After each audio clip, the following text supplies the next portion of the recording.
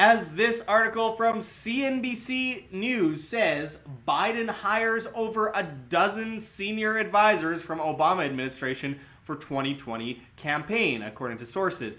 So Biden actually thinks it's a good idea to expose himself on the public stage, no pun intended, by actually running. It's just so crazy with everything that's come out about Joe Biden recently, and has been out for years really, but is really only getting traction today.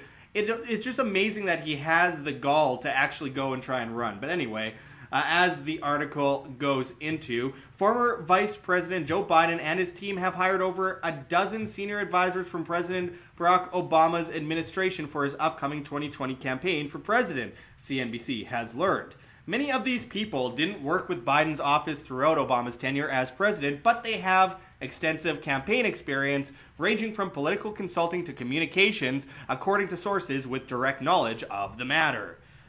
Since their time in the Obama White House, some of these aides have gone on to work on Hillary Clinton's 2016 presidential campaign and later helped Democrats retake the U.S. House of Representatives during the 2018 congressional midterm elections, these people said. So they're experts at lying, deceiving, spreading criminality worldwide. They're the perfect people to get involved in this campaign. Anyway, numerous former Obama White House advisors who have been brought on to work with Biden's team have yet to hear where the campaign will be headquartered, but they expect it will be either in Delaware or Pennsylvania. Biden was born in Scranton, Pennsylvania, and as a senator represented the first state for over 3 decades.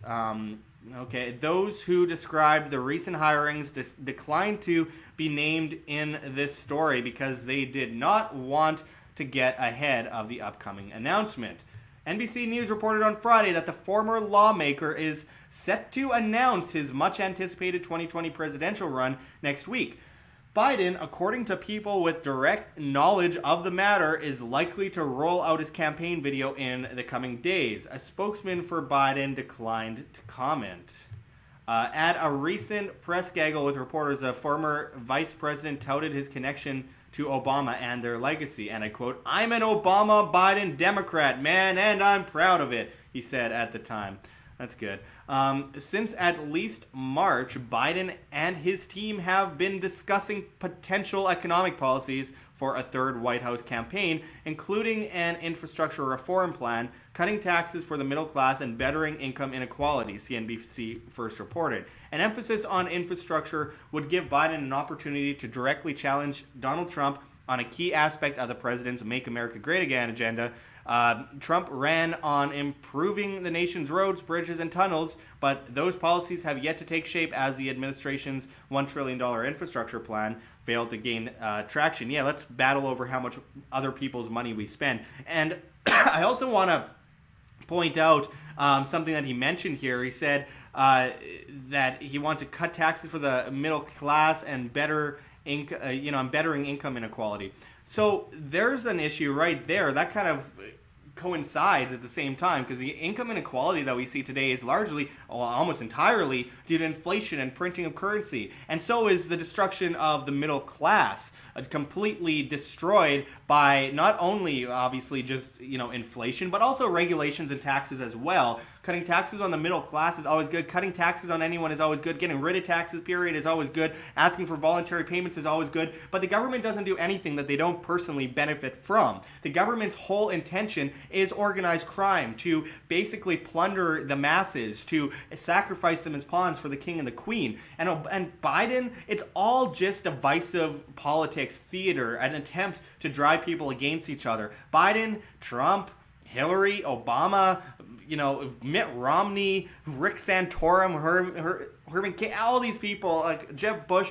It's all just different people played against each other, different, figureheads played against each other that all have the intention to lead you, to have control over you. And they benefit from your subservience, your debt, you begging on your knees for help from the government. It just keeps you in that paradigm, whether it's the left-right paradigm or the paradigm of collectivism in general, of just depending on the state to help you, when the state's main intention is to further and further control you all the time, no matter what party, no matter what person, no matter how much they say they're anti-establishment. And the notion, let's go back a bit. I mean, Bill Clinton largely won because he was considered anti-establishment. Oh, he played saxophone on TV. Great.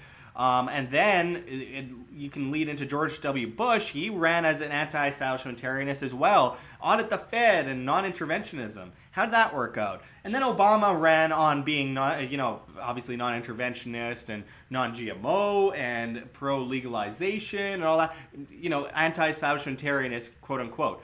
And then Trump comes in as even a more anti-establishmentarianist, jail Hillary Clinton, I haven't seen that yet, and all this kind of stuff, and attacking the Fed, which now he's promoting the Fed by, asking for more quantitative easing, more printing of currency, all that kind of stuff, and, vetoing the wartime resolution with Yemen recently, and saying that he's pulling troops out of Syria. Everyone praises him, and then it turns out he's keeping troops in Syria, and I quote, to protect the world and protect Israel. That's a real quote. The mainstream media didn't cover that because they'll only cover nonsense Trump stories. Anyway, my point is, Biden... what legacy is he talking about with Obama? The one of spying on all civilians, on creating vast amounts of debt and propping up the deficit insanely. The idea of bombing countless countries, more countries than any other president in history, killing hundreds of thousands of people, starting proxy wars in countries that led to ISIS as they arm and fund ISIS. What is this? Notion that he somehow went through some non-scandalous period or this presidency. I keep hearing this from people. People seem to forget really easily. They're like, Obama had a scandal-free presidency. What? How did he have a scandal-free presidency? He was one of those scandalous presidents in history. But, of course, we are so controlled by the media and their narrative that we just forget these things. So, again, the point is, it doesn't matter what president is in office, whether it's Joe Biden or anyone. There's other people in charge in the back, and it doesn't even matter because you don't have a right over other people. You don't have a right to say, I have a good idea and it requires force on the populace because, good ideas somehow require force, which they don't. And when you have a central banking system printing vast currency out of thin air, using enforced usury and legal tender laws, and making you pay off the interest on the debt, using your tax money that's stolen from you, hard-earned money, basically them saying they have a contract with you, that you are a slave and you are going to give away half your money that you work hard for to the state, an organized crime racket. You are being enslaved. You are being led to the slaughter. You are being used and abused and used to throw you further into servitude and allowing this system to further encroach on your free will. You are a free human being. The government cannot give you freedom. It can only take it away, and that is the entire benefit of the state. They will take your freedoms away. They benefit from that, and they will do everything they can to fool you into further just submitting to this entity. And they make things black and white with the media through their propaganda. So it's either, left or right. Let's clash these people against each other. Everyone fights with each other, and they are completely distracted from the true enemy, the true people, or the true entity that is controlling them and leading them to the slaughter. People think they are free. They sit on a farm like good little cattle, and they got grass to eat. They're eating the grass, and they're surrounded by fence, and every now and then the shepherd will pull the fence out a bit further, and it's like, oh, we got more room to roam. Yeah, that's real freedom. We're eating grass. Everything's good. My friends keep disappearing, but I don't know why. I should be happy. I shouldn't complain. We got grass. There's other factory farms over there that are much worse.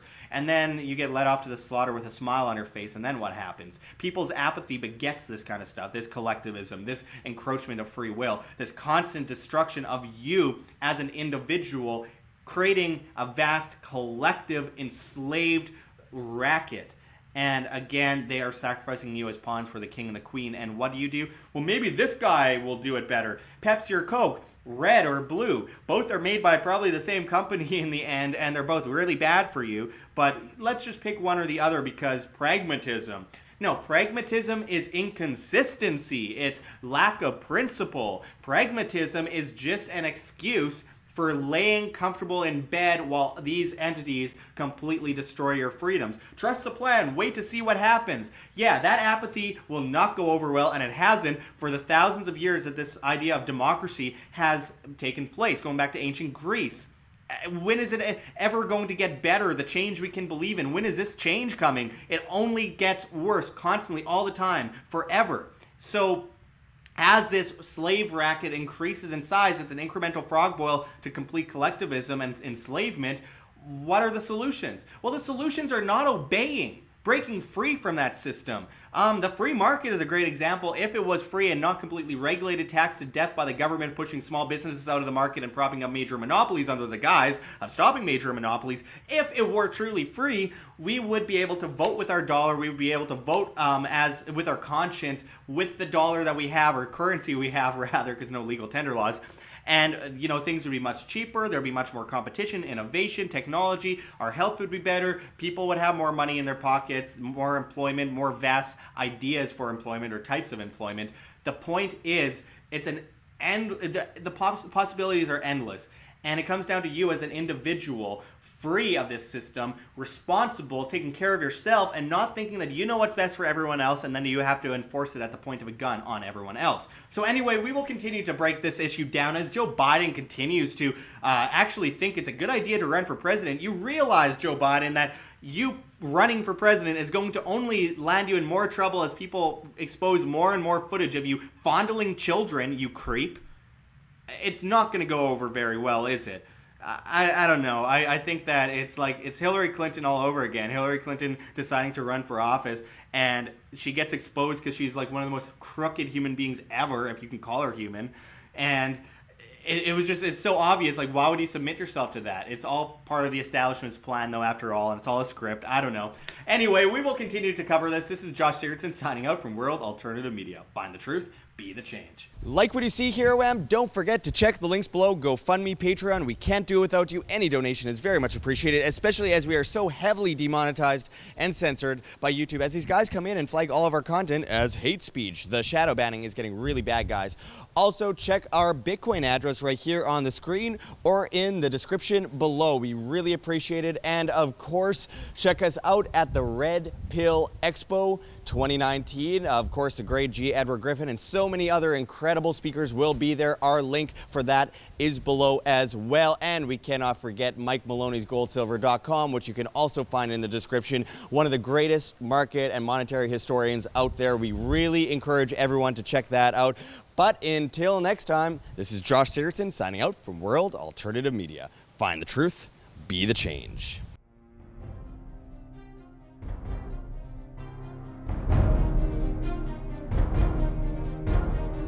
I'm sure you have already changed people's minds in your young age because you're involved, and I like that.